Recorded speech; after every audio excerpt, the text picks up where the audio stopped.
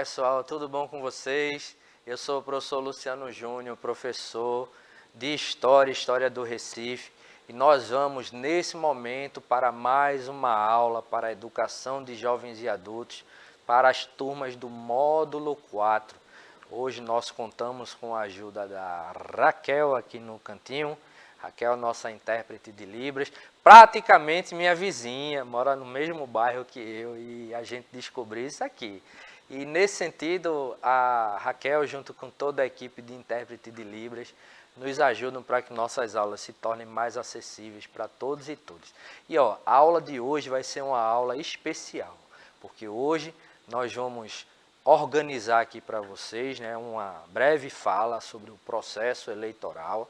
Nós teremos eleições agora no próximo final de semana e para a gente contemplar esse episódio, né, que a gente chama de Festa da Democracia, a gente teve todo um processo onde a gente se dirigiu para o Tribunal Regional Eleitoral de Pernambuco e nós vamos trazer algumas informações aqui por meio de uma gravação externa que nós fizemos lá no TRE, onde nós entrevistamos o Henrique e a Télia, né, que são funcionários do TRE, e a gente vai trazer para vocês hoje um vídeo que foi produzido a partir disso, mostrando a importância, né, do processo eleitoral e falando sobre as urnas eletrônicas. Vamos lembrar o seguinte: próximo final de semana nós temos eleições, né, eleições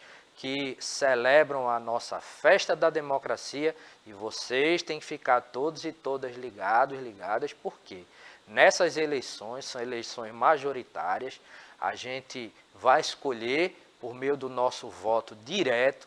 O voto é seu, ninguém precisa saber em quem você vai votar. Vote em quem você considera que tem as melhores propostas para lhe representar, e você vai escolher 5 candidatos. Candidato ou candidata à presidência da República, então você vai escolher o próximo presidente ou a próxima presidenta, porque nós temos candidatos homens e candidatas mulheres disputando. Governador do estado de Pernambuco, também é o governador, ou quem sabe pela primeira vez a primeira governadora, né, no estado de Pernambuco.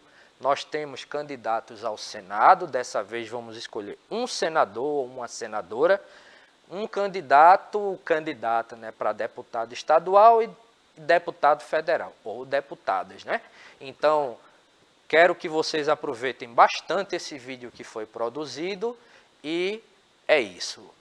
Espero que aproveitem e fiquem aí com o vídeo e até a nossa próxima aula.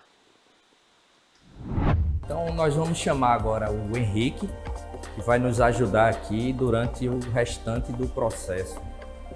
Henrique, tudo bom? Tudo bem. Eu vi aqui que a gente tem um protótipo de uma mini urna, né, que foi apreendido. E acredito que essa urna, de repente, ela pode ter sido utilizada em algum processo fraudulento. O que é que a gente pode falar sobre ela? Isso, ela foi usada de forma indevida por um candidato da época que estimulava eleitores a votar nele mesmo. Então ele entregava esse dispositivo simulando uma urna eletrônica, né? E aí o eleitor poderia digitar o número do próprio candidato e simular uma votação na própria urna. Esse material foi apreendido porque, de fato, não pode ser utilizado, né? Porque incentiva o eleitor ao erro, induz ao erro, na verdade. Na realidade, a gente entra numa perspectiva aqui que é bem interessante, porque durante um processo, né, da história do país, a gente teve o que a gente chama de voto de cabresto, né? Sim. Onde os chamados coronéis, eles pegavam os eleitores, né? E muitos desses coronéis conduziam os eleitores até a urna e ficavam lá fiscalizando até para que ele votasse nos candidatos que eles desejavam. Então a gente observa, né, que essa mentalidade, né, fraudulenta, né, ela não encerra com o processo de, digamos, mecanização, né, das urnas. Sim. Então é bem interessante. Mas aqui a gente já tem, né, um modelo, né, de uma urna mais atual, né? Isso. Então é essa urna que está sendo utilizada nas eleições na atualidade. Sim, esse aqui é o modelo mais recente que a gente tem, é o modelo 2020. E você falou de voto de cabresto, é importante até a gente observar essa foto aqui.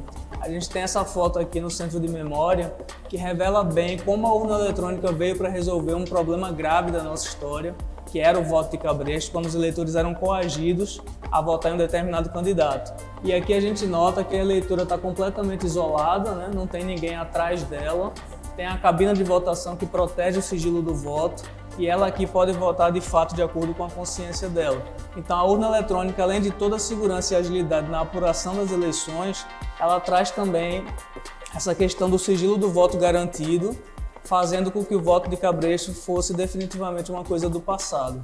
Em termos de agilidade e rapidez na questão da contagem dos votos, em quanto tempo hoje a gente já conhece o resultado final das eleições? A Justiça Eleitoral brasileira, ela consegue no mesmo dia da votação já indicar quem venceu a eleição. Então a gente nota que em muitos países o resultado só é dado dias depois, às vezes até meses depois. E na Justiça Eleitoral brasileira, a gente faz a votação no domingo e no próprio domingo a gente tem o resultado de todos os eleitos de forma rápida e segura. Então a urna eletrônica trouxe não só a questão do sigilo do voto, mas também essa rápida apuração e o resultado no mesmo dia em que a votação acontece. A gente costuma ouvir várias informações, né? E hoje com o avanço da internet, possibilidade que todas as pessoas têm, por exemplo, de com um celular gravarem um vídeo e jogar nas redes sociais, a gente vê que a gente tem muitas informações circulando a respeito das urnas. Então a gente poderia dizer, por exemplo, que as urnas eletrônicas elas são seguras, realmente seguras, e elas não favorecem a questão da fraude eleitoral? Sim, na verdade, em relação à fraude, ela faz o contrário, né? Ela, na verdade, elimina praticamente a possibilidade de fraude. É claro que nenhum sistema é 100% seguro, isso não ocorre nem mesmo no sistema bancário. Mas o que a gente pode dizer é que a urna eletrônica minimiza todo tipo de erro ou de fraude, porque a gente tem que lembrar que na época do voto em cédula não havia só a fraude, havia também o erro, porque o mesário, o escrutinador que era responsável por contar os votos, ele poderia errar ali na hora, com vários papéis e tal, e a urna eletrônica elimina também esse problema. Então a urna elimina o erro humano e também a possibilidade de fraude, porque é um sistema, como você já adiantou, sem conexão com nenhum tipo de rede, nem mesmo com a internet. Então ele é um sistema que serve apenas para armazenar esses votos de forma segura e depois é feita a apuração também de forma totalmente segura, minimizando a possibilidade tanto de erro como de fraude. E eu estou vendo que aqui ao lado a gente tem, a partir daqui, né, vários modelos, né, de urnas. E essa urna daqui de madeira, ela data aqui da década de 1940. Então, eu imagino que o processo de votação aqui, ele era realizado, né? Aqui a gente vê, ó, tem uma questão de uma chave, não é isso? Sim. Então, o eleitor depositava o voto e ao final do dia, né, de votação, isso aqui era encaminhado para o setor de apuração. Exato. Então, assim, né, essa é a urna mais antiga que a gente possui aqui no Maceió. Sim, ela é de 1940, você vê que é uma urna de madeira, ela já está bem envelhecida, né? Então a gente nota aqui, inclusive, algumas avarias. E essa era a urna onde eram depositadas as cédulas e depois eram contados manualmente os votos. Sabe dizer se nesse período aqui as cédulas, o eleitor quando chegava, a cédula já estava pronta ou ele tinha que pegar a cédula em algum outro local? Havia uma orientação para que eles trouxessem de casa essas cédulas, né, datilografadas, e aí eles só preenchiam na hora, mas a cédula era trazida pelos próprios eleitores de casa. Ok, então a gente continua vendo outros modelos aqui, né? Isso, aqui já é 1980. Que é a urna de lona que tem a mesma finalidade da urna de madeira, só que com um material diferente, né? Você vê que ela cresce, ela fica maior porque ela tem um suporte. Aqui ela está dobrada, né? Mas o mecanismo é o mesmo. Os eleitores inseriam as cédulas aqui e ao final da votação era contabilizado manualmente os votos. Como está ilustrado aqui na foto, né? Exatamente. O eleitor eleitor depositando a sua cédula na urna de lona. Essa urna daqui é a mesma? Exato. Aqui ela está no suporte, ela fica nesse suporte de madeira e aí ela fica totalmente esticada, né? Ela cresce para que caibam todos os votos dentro dela. Mas é a mesma urna que está ali. Esse ano a gente tem votação para escolher 5 candidatos, na verdade. Então, me chamou muita atenção porque a gente vê aqui um senhor votando, né? E ele está aqui, ó, com aquilo que a gente chama de colinha, né? Isso. Então, seria interessante para quem vai votar esse ano anotar ali o nome e o número dos candidatos, né, nos quais vocês pretendem votar e levar para o dia da votação, porque isso é permitido. Sim. E é importante que levem a cola porque isso agiliza, inclusive, a votação. Muitas pessoas esquecem o número dos seus candidatos na hora de votar e quando elas levam isso por escrito fica mais fácil. É importante dizer que não pode ser no celular. O eleitor não pode consultar esses dados no celular porque não é permitido entrar com o celular na cabine de votação. Então tem que ser em papel, por escrito, né? Pode ser digitado, escrito, mas é em papel porque ele não vai poder consultar o celular na hora. Fora o celular, existem mais alguns objetos que o eleitor ele não pode portar enquanto estiver na cabine de votação, na zona e sessão eleitoral? Ele não pode portar câmera fotográfica, o próprio celular, nenhum dispositivo, na verdade, que possa quebrar o sigilo do voto. Então essa medida ela serve justamente para evitar que o eleitor, até mesmo coagido por alguém, por algum candidato, que ele possa registrar o voto dele. Então ele não pode entrar com nenhum dispositivo eletrônico que seja capaz de quebrar o sigilo do voto. Ok. Essa aqui já é uma urna eletrônica, né? Esse é um modelo de 96, que foi o primeiro modelo da urna eletrônica, na verdade. Então ela começou a ser utilizada nas eleições brasileiras. Foi a partir de 96. Depois dessa urna eletrônica aqui, de 96, que foi a primeira, quantas atualizações a gente já teve nas urnas?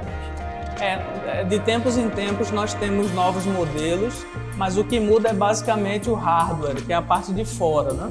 Ou seja, o programa ele é muito similar, claro que ele também sofre aperfeiçoamentos, mas a gente nota que a mudança, por exemplo, aqui as teclas são diferentes, né? Mas é basicamente o mesmo, é muito parecido na verdade, né? Só muda o design mesmo. Mas as evoluções, elas também, o programa vai sendo atualizado, né? E o design, mas é basicamente a mesma ideia, digamos assim.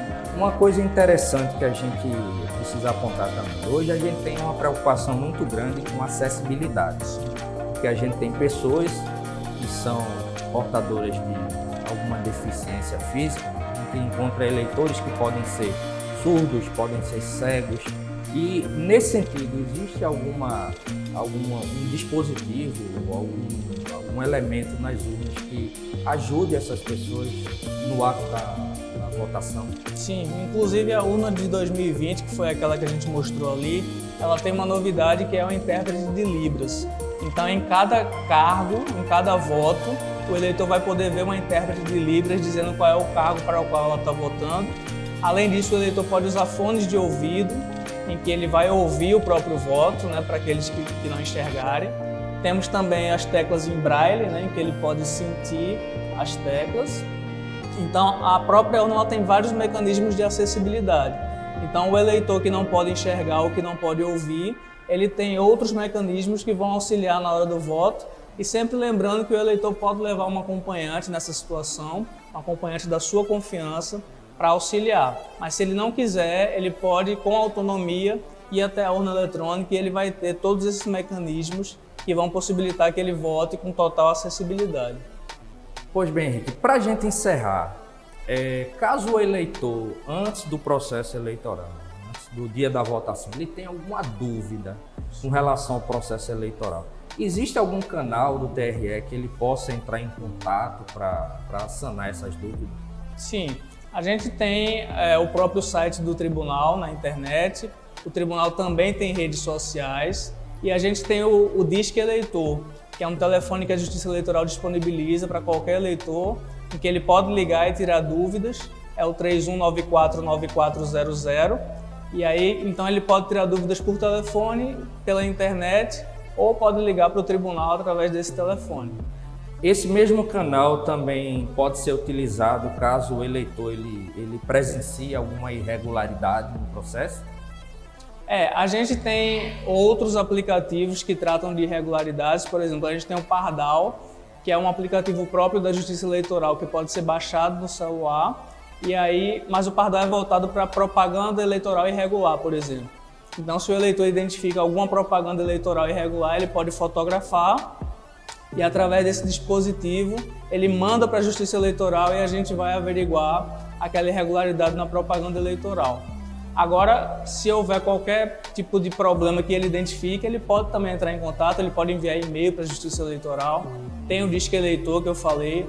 Então, todos os canais do TRE ficam abertos ao eleitor para que ele possa se comunicar com o tribunal.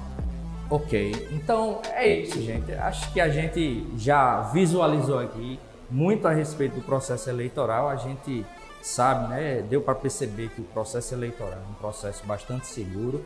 Então, eleições estão chegando, escolham seus candidatos, pensem nas propostas que os candidatos defendem, né? E votem com tranquilidade, confiando que o nosso processo eleitoral ele é bastante seguro. Eu quero agradecer aqui ao Henrique. Obrigado. Valeu, Henrique. Muito obrigado. E é isso, pessoal. Até mais.